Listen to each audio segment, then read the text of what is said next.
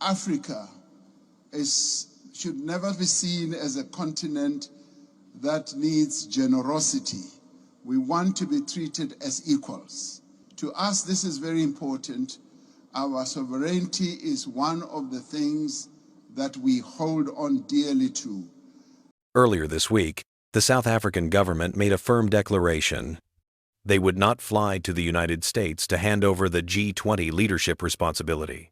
Typically, the tradition is symbolic. The outgoing host travels to the next host nation to officially pass the leadership baton. But this time, Pretoria said no. The statement has sent shockwaves across global diplomacy and caught Washington completely off guard. With only days left before the upcoming summit, the United States now has two choices: travel to South Africa and collect the presidency in person, or 2. Proceed without a formal ceremony, breaking decades of tradition. Tension between South Africa and the United States has been growing quietly for months. But things exploded when Donald Trump publicly criticized South Africa's role in the G20, calling it unqualified and questioning why South Africa should host the presidency. Then came the breaking point. The United States announced that it would not send a delegation to Johannesburg for the summit. They refused to come. They underestimated Africa. And South Africa responded not with anger, but with strategy and dignity. Pretoria said, "We refuse to be disrespected. If you will not come to the table, we will not chase you." This is a turning point for global relations.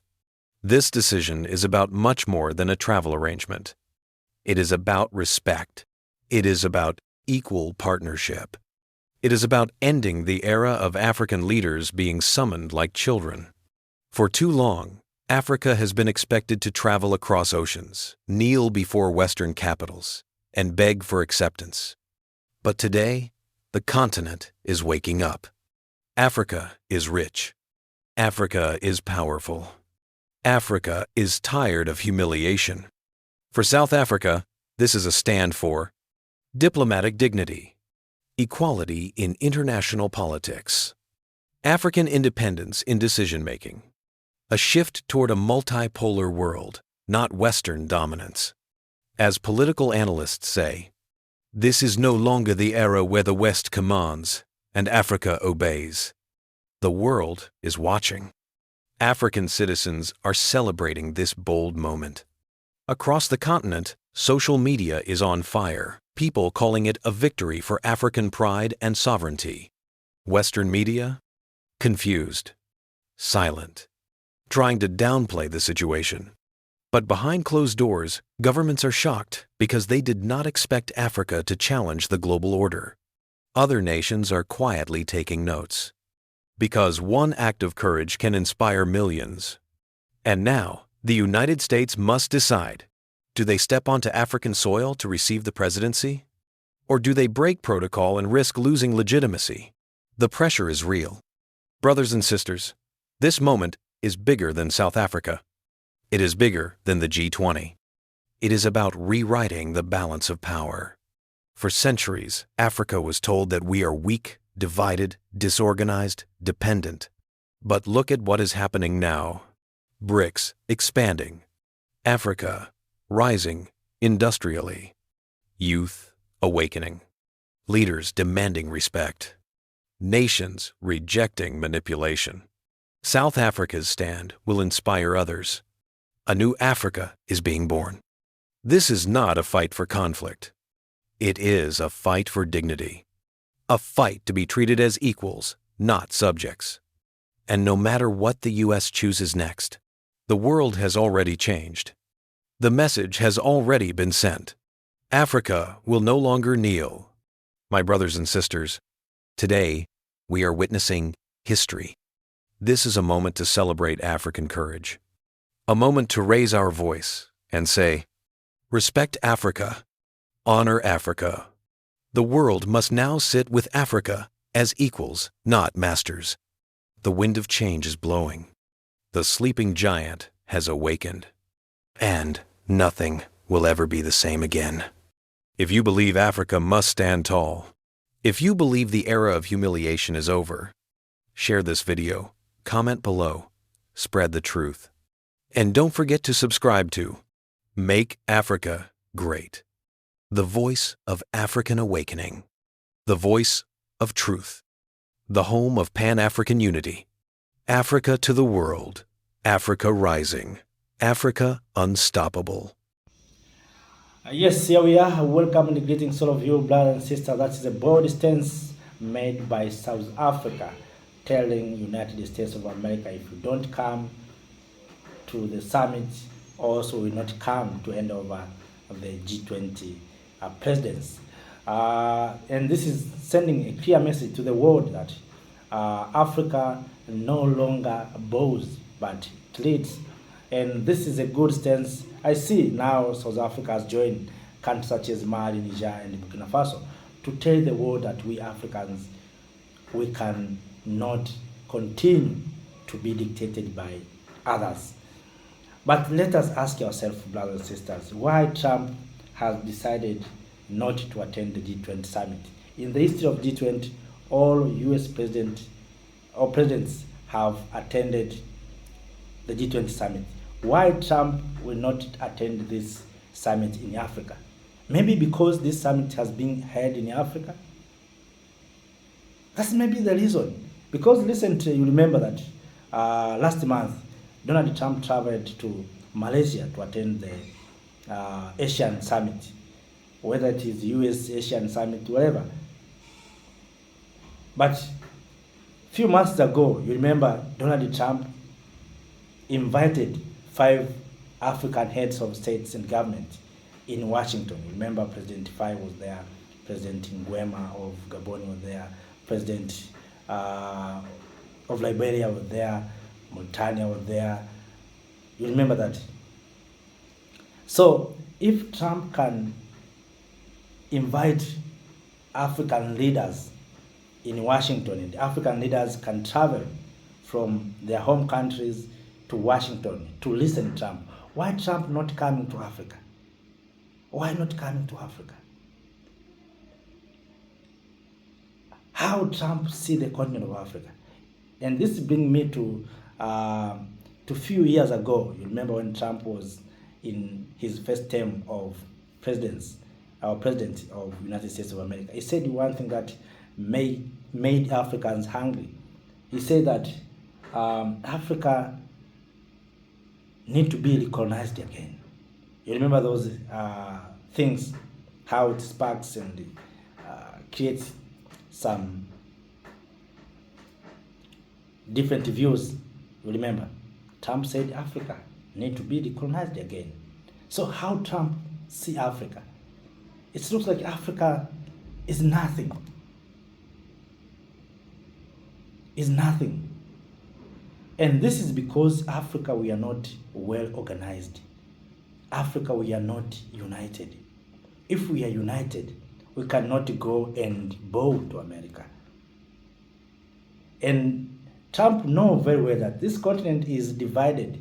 Many of us, we are depending on US, and you'll see when Trump came to power, the first thing that he did is to cut aid. He knows very well that this aid will affect Africa. China is not depending on US aid. 1.4 billion people of China, not depending on US. Russia, not depending on US. Europeans, the same. Indians, the same. It's we Africans who are depending on US for medical, pharmaceutical companies, for security and peace, for food, for market. We have something called Yagoa, you know it. If you misbehave with US, your product will not be sold to the United States of America. But look at the market that we have. We are 1.4 billion people. Why don't we come together and unite and say we are no longer going to depend on others? If they will come, we do business. If they don't come, let us do business with ourselves. And that's why it is very easy to be manipulated. Africans and our leaders are being manipulated because of this division. So Trump knows very well that if South Africa don't supply resources to me, I will get resources to Congo. If you, Congo, will not supply resources to me, I will get resources from Senegal. That's what Trump is understanding, and that's the reality. But if it's about China, 1.4 billion people, if Chinese can say, I'm not going to sell my rare earth mineral to US for cheap, US will calm down. But for Africa, we are divided. If Botswana will say, I will not sell diamond, US will get diamond in Mozambique. US will get diamond in Democratic Republic of Congo, in Rwanda. So US has nothing to lose for Africa. And already they have established these military bases. And these bases are there. If you don't do this, we are going to come after you. And that's why a few days I said, you see, US has said will send troops in Nigeria to fight those, some saying jihadists, some saying militant, some says labels. So Trump will not mobilize, or America will not mobilize resources from Washington. They're already here. They're already here in the continent of Africa. US has several military bases here in the continent of Africa. So South Africa is surrounded by Zambia. Zambia has US military base. Botswana has US military base. So US know very well that if we want to attack these people, have alternative, have ways. They depend on me for market. They don't do business among themselves. And that's why US can decide that I will come and I will not come, and they will do nothing. But it's US that Trump that traveled from Washington to Malaysia to attend Asian Summit. But it's the same US cannot attend the G20 Summit in South Africa. And the reason behind was white genocide in South Africa. Brothers and sisters, is it true? Africans, black people, are not against white people in South Africa. Those who are suffering there are only black people. We have this something called Operation Dudula. It's not touching white people. Maybe Trump has to speak and say that you South Africa, some of South Africans are killing fellow Africans. I can agree with that. That's just something sometimes at the time was happened when fellow South Africans using Operation Dudula attacked fellow Africans from other countries. You remember those things, xenophobic attack and something like that. I can agree, but I'm sure white people are not touched. And what white people are doing, even shooting children, school children that are crossing from their farms when they're coming from schools. We saw those cases.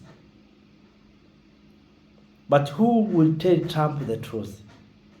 Maybe we have expected African Union to speak the truth, to tell Donald Trump on behalf of the continent that there's no white genocide in South Africa. You were misinformed. But African Union is still silent. African Union fear that if you say like that, Trump will cut supply of funds.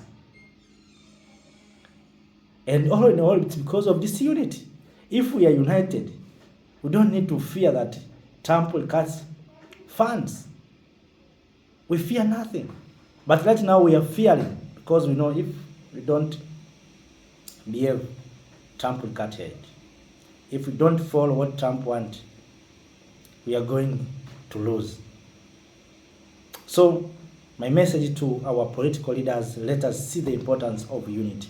Let us think on how we can unite and come together as Africans. That's the only solution for us, the people of Africa. And if we don't come together, if we don't unite, we will be defeated. So thanks to South Africa for that bold stance. I think South Africa should join Mali, Niger, Burkina Faso. And we hope South Africa has to invite Mali, Niger, and Burkina Faso. These powerful nations in the continent of Africa. US has said will not attend. Okay, let us US remain in your country. Can we say remove your base here? but we fear because we are disorganized, we are disunited. But all in all, the message has delivered. So if you have something to share with us, please do so through the comment section. And if you have different views, different opinions, you may share your views, your opinions on this issue. What is your perspectives?